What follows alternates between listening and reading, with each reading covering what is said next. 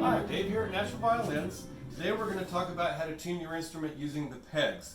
A lot of people are kind of scared about doing that, so hopefully we can make that a little bit easier and a little less scary for you. So first of all, you want to make sure you have a tuner so that you know what notes you're tuning to. I can check them real quick here. And my G string or my A string is out of tune. It's actually kind of low. It says it's a G. And I've run out of room here on the fine tuner to go any higher. So I'm going to have to use the peg to fix that. First thing I want to do is loosen that fine tuner off. That way I'll have room to tune with the peg and still make the adjustments afterwards to get it exactly in tune. First thing you want to do here after you've done that is trace down the string and figure out which peg that goes to. And so I'm going up here, I'm going to go past this first one and up to the very top one here for the A string. Now if you're like a lot of people, you're used to tuning with the fine tuners and you don't use the pegs a whole lot. And so you want to make sure that the first time that you do this, you don't try to just go up a little bit, because when it finally breaks loose after sitting there for a long time, sometimes it'll go a lot further, and that's how people end up breaking strings. So the first thing that I want to do is I want to loosen the string. And if I look at the string, it's going over the top of this peg, so I'm going to go counterclockwise to make that go low. You'll never break a string going flat, and so this is a good way to kind of break it loose, make sure that I'm not going to do anything to hurt the instrument or break the string.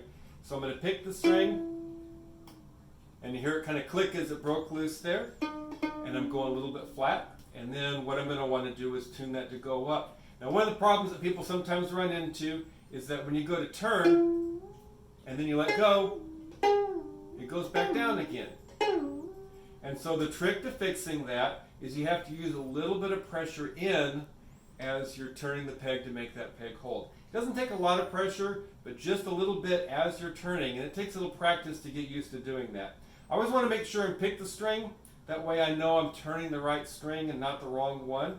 If I pick that string and it didn't go down when I first started, then I'm on the wrong peg and I would need to adjust that one.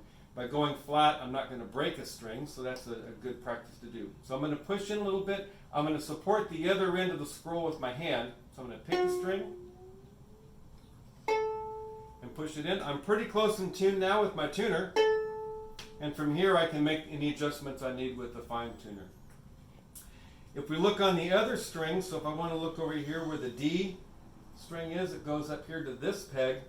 This one's going to go just the opposite now because it's going around on the other side, and it still goes over the top of the peg, but now because it's going this way around the peg, I have to turn this direction in order to make that string go flat. So, heard it kind of pop loose, and then again with this one you turn in just slightly as you tune up. When I get close, I'll finish with the fine tuners.